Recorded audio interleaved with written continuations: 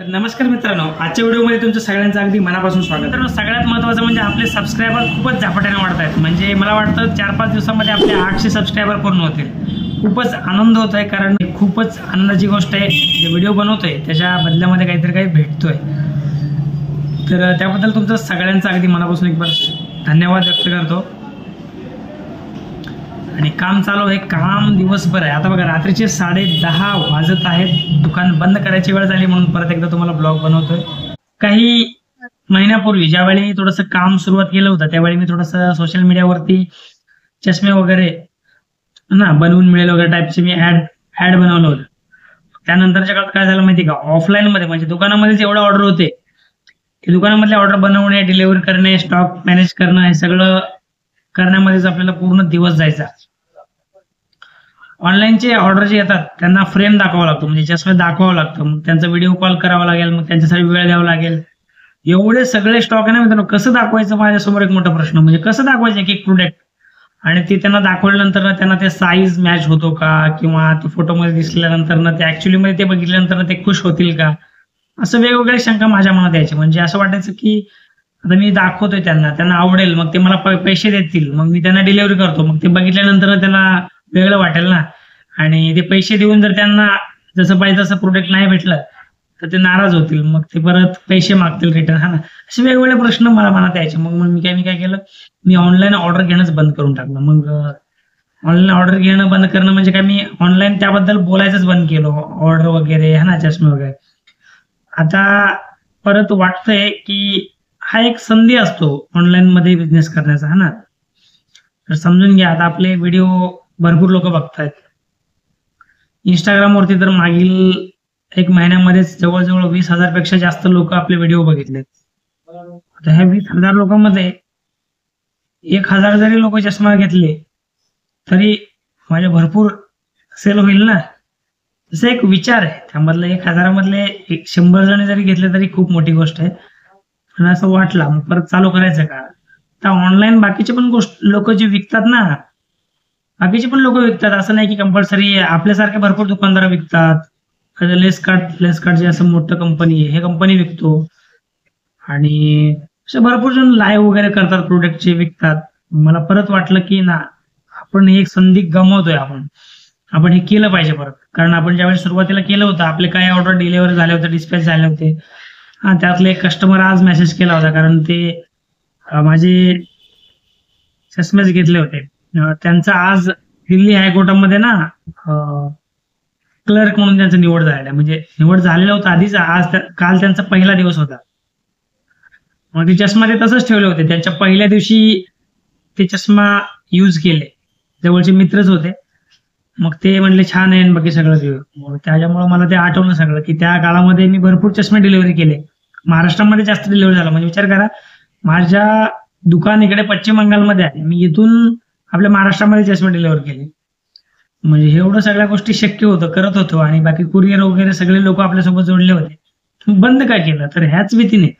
म्हणजे मी माझा बिझनेस, माझ्याबद्दल लोक वाईट बोलू नये की चष्मा घेऊन चांगलं नाही वगैरे असं कमेंट करतील, त्यांना चांगलं सुविधा कसं देता येईल का, असं वेगवेगळे असं मी विचार करून नंतर सुरुवात करू असा विचार करून बसलो होतो. पण मला नंतर आता कळतोय की आपण असं ऍप बनवलं किंवा वेबसाईट बनवलं, आपल्या हातून ते शक्य नाही. कारण ते मॅनेज करणं, त्याच्या मागे भरपूर घोटाळा असतो, ते आपल्यासाठी शक्य नाही. आपण सिंपल एकच गोष्ट करू शकतो, व्हिडिओ कॉलद्वारे किंवा फोटोद्वारे काही प्रोडक्ट पाठवू शकतो. त्याच्यामधनं जे काही चॉईस होईल त्याच्यामध्ये आपण एक चष्मा देऊ शकतो. आणि रेट वगैरे तर आपण जे देतो ते कोणीच देऊ शकत नाही, कारण आपण कस्टमर क्वालिटी याच्यामध्ये डील करतो. रेट पण आपण खूपच रिझनेबल रेट ठेवतो, कारण आपण स्वतः होलसेलर आहे. कारण आता आपलं जे शॉप आहे, आपल्या शॉपमधून आम्ही इथले लोकल लोकांना होलसेल दराने लेन्स प्रोव्हाइड करतो. म्हणजे चष्म्यामध्ये जे पॉवर असतं ते पॉवर आम्ही इथल्या लोकल लोकांना आम्ही प्रोव्हाइड करतो. म्हणजे रिटेल सोबत आम्ही एक होलसेलर सुद्धा बनलेला आहे आता काम करता ना. त्याच्यामुळे होलसेलर असल्यामुळे आपलं जे रेट आहे ते लोकांना परवडेल असेच आपले रेट असणार आहे. आपण प्रयत्न करतोय. आणि तुम्हाला पण जर कुणाला काही पॉवरचे चष्मे वगैरे हवे असल्यास कॉन्टॅक्ट करा. माझा मोबाईल नंबर वगैरे तुम्हाला माहितीच आहे, नसेल तर हे बघा वरती कुठेतरी दिसत असेल, या साईडला नाही तर या साईडला, तर त्याच्यावरती व्हॉट्सअप करू शकता. जास्त काही चॅटिंग वगैरे करू शकत नाही प्रिस्क्रिप्शन वगैरे पाठवत जावा पॉवरचं. आणि रॅन्डमली तुमच्याकडे एखादा फोटो वगैरे फ्रेमचा असेल किंवा कशा टाईपचा फोटो पाहिजे गुगलवरती सर्च करून आहे ना तुम्ही त्याचा स्क्रीनशॉट पाठवत जावा. म्हणजे काय वेळेला माहिती का माझ्याकडे जे स्टॉक आहे की नाही मी डायरेक्ट सांगू शकतो. आणि दुसरी गोष्ट म्हणजे तुमची चॉईस मला कळेल, मग तुम्हाला त्या टाईपचे फ्रेम मी दाखवू शकतो. ते सोपं होऊन जाईल, मला जास्त वेळ लागणार आहे ना. तर तसे केलं की पाठवून देईल. चष्मे वगैरे पॉवरचे आहेत. पेमेंट वगैरे तुम्हाला ॲडव्हान्समध्ये करावं लागेल आहे की नाही, कारण सुरुवातीला काम करतोय अशा गोष्टी उधारी बेसवर देऊ शकत नाही. हे बघा दुकान बंद करतोय, आता दुकान बंद करायची वेळ झाली. आपला एक स्टाफ आज आला नव्हता. एक स्टाफ तिकडच्या दुकानावरती एक स्टाफ आलेला होता, तो दुकान पूर्णपणे सांभाळला, कारण त्याला आम्ही मोठमोठी ट्रेन करून टाकलेले. तो ऑटो मोडवर चालू आहे. चावी पण त्याला देऊन टाकली. फक्त तिथं कॅमेरा लावायचं बाकी आहे. नवीन दुकान असल्यामुळे थोडं अजून काम बाकी आहे ना, त्याच्यामुळे लवकरात लवकर तिकडे पण कॅमेरा बसून टाकतो. या दुकानामध्ये सगळीकडे कॅमेरे आहेत बरं का, बघा दिसते का मागा तिकडं सगळीकडे आहे, पण तिकडं कॅमेरा अजून बाकी.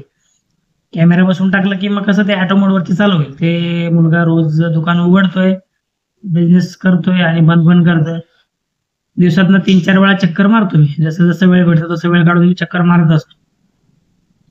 आणि इकडं जे आपला एक स्टाफ आहे जो 11 वाजता येतो, जो कारीगर आहे हा ना, तो येईपर्यंत मी दुकान उघडतो आणि तो 11 वाजता आल्यावरती मग मी आंघोळ वगैरे नाश्ता वगैरे करण्यासाठी घरी जातो. मग परत येऊन हाच दुकान जॉईन करतो आणि तिकडे इकडे चक्कर मारत असतो. आता कसं एका जागी टिकून बसून चालणार नाही, काम आहे, कामाचा लोड आहे. रिटेलमध्ये काम करता करता होलसेलमध्ये काम चालू केलेलं आहे, म्हणजे करतोय रेंजमध्ये वगैरे सगळं काम चालू केलंय. आता परत पुढे फ्रेममध्ये सनग्लासमध्ये वगैरे होलसेल पण चालू करायचं. त्याच्याने काय होतं माहिती आहे का, कस्टमर येऊ दे नाही येऊ दे, पण ज्याच्याकडे कस्टमर जातात त्याला माल जरी दिला तरी होऊन जातं. आणि जवळपासचे छोटे मोठे जे गाव आहेत आणि जे दुकान आहेत त्या दुकानदारांना इथल्या होलसेल मार्केटला जिल्ह्याला जाण्याचं म्हणजे इथून कोलकात्याला जावं लागतं त्यांना. मग तिथं न जाता इथलं थोडंफार पैसे वाढवून घेतलं तर त्यांचा पण फायदा होतो आणि आपला पण फायदा होतो. होलसेल करायचं सोबतच रिटेल पण करायचं. होलसेलमध्ये जे राहतं ते रिटेलमध्ये विकायचं, रिटेलमध्ये जे राहतं ते होलसेलमध्ये विकायचं, याचाच फायदा आहे. आणि आपलं जे कॉस्मेटिकचं जे काम होतं, जे कॉस्मेटिकचं जे काम आहे, आता एक मोठा सण येतोय दुर्गापूजा. त्या दुर्गापूजा नंतर आम्ही ते काउंटर बंद करायचा निर्णय घेतलाय. हे बघा मित्रांनो, आजचा व्हिडिओ हा खूपच लांब होत चाललाय, ठीक आहे.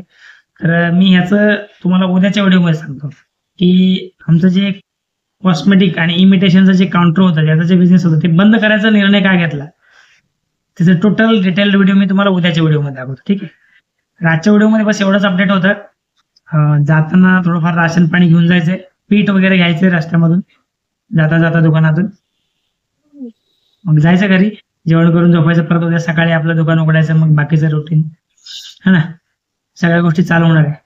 इंस्टाग्रामवरती पण आपण थोडं कंटेंट बनवायचं चालू केलंय, तिकडे पण जाऊन फॉलो करा, ठीक आहे. त्याची आयडी काही नाही, माझं नाव जे इथं आहे बसवराज मागी, हे टाकलं तरच तुम्हाला तिथं दिसेल. सेमच फोटो आहे वाटतं तिकडे पण. तर ठीक आहे, मग काळजी घ्या. उद्या भेटू मग आपण एक भन्नाट मस्त व्हिडिओ मध्ये.